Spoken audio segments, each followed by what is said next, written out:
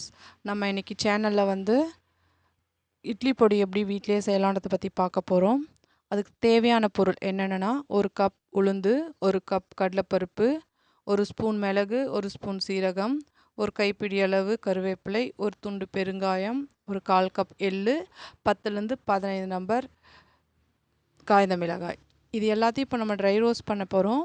பெருங்காயம், காய்ந்த மிளகாயை மட்டும் எண்ணெயை விட்டு நம்ம ரோஸ்ட் பண்ணிக்கலாம். ஃபர்ஸ்ட் நம்ம என்ன பண்ண போகிறோன்னா, கடலைப்பருப்பு ரோஸ்ட் பண்ணுறோம்.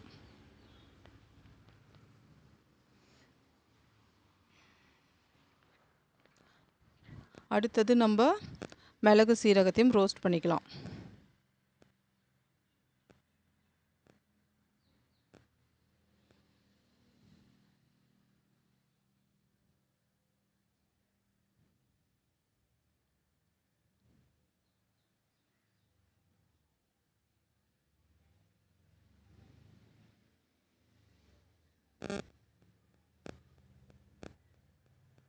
அடுத்தது உளுந்தையும் நம்ம ரோஸ்ட் பண்ணி எடுத்துக்கலாம். இது ரொம்ப ஈஸியான டிஷ் தான், சூப்பராக இருக்கும் டேஸ்ட். நம்ம வீட்டிலே செய்கிறதுனால நீங்களும் வீட்டில் ட்ரை பண்ணி பாருங்கள். இட்லி தோசைக்கெலாம் சூப்பராக இருக்கும் நல்லெண்ணெய் விட்டு சாப்பிட்டோம்னா இந்த பொடி கூட. அடுத்தது கருவேப்பிலை நம்ம ரோஸ்ட் பண்ணிக்கலாம்.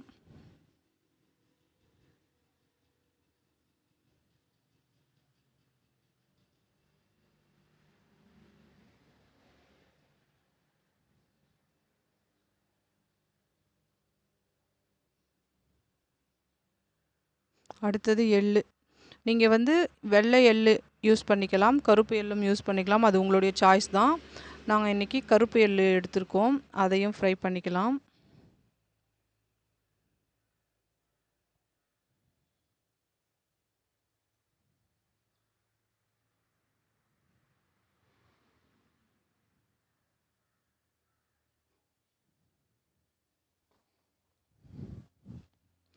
அடுத்தது நம்ம 1 ஸ்பூன் அளவு எண்ணெய் விட்டு பெருங்காயம், காய்ந்த மிளகாயை நம்ம ரோஸ்ட் பண்ணிக்க போகிறோம்.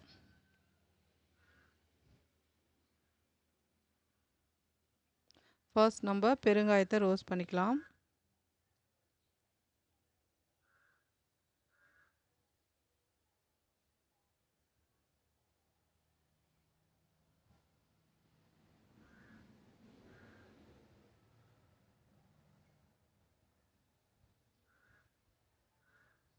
அடுத்தது காய்ந்த மிளகாயை போட்டு ரோஸ்ட் பண்ணிக்கிறோம்.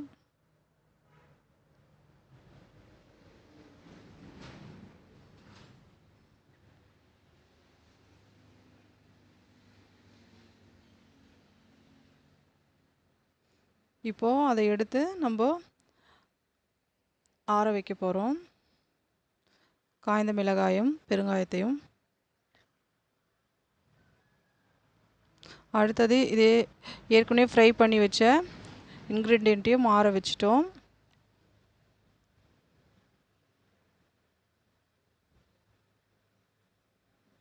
இப்போ ஃபர்ஸ்ட் நம்ம எண்ணெய் போட்டு மிக்சியில் கிரைண்ட் பண்ண போகிறோன்னா, பெருங்காயம், காய்ந்த மிளகாய், அப்புறம் கருவேப்பிலை, இது 3 இன்க்ரீடியண்ட்டையும் ஃபஸ்ட்டு நம்ம கிரைண்ட் பண்ணிக்கலாம். மிளகு, சீரகம், எள்ளு இதை எடுத்து தனியாக வச்சுக்கலாம். அடுத்தது மற்ற இன்க்ரீடியண்ட்டையும் போட்டு கிரைண்ட் பண்ணிக்கலாம் ஃபைன் பவுடராக.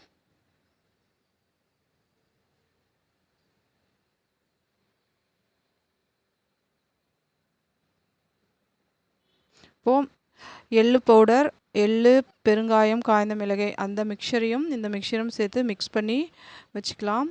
வச்சுட்டு நீங்கள் ஒரு ஏர்டைட் கண்டெய்னரில் போட்டு நீங்கள் யூஸ் பண்ணலாம். ரொம்ப சூப்பராக இருக்கும். இந்த டிஷ் உங்களுக்கு ரொம்ப பிடிக்கும்னு நினைக்கிறேன். பிடிச்சிருந்ததுன்னா எங்கள் சேனலை சப்ஸ்கிரைப் பண்ணுங்கள். தேங்க்ஸ் ஃபார் வாட்சிங்.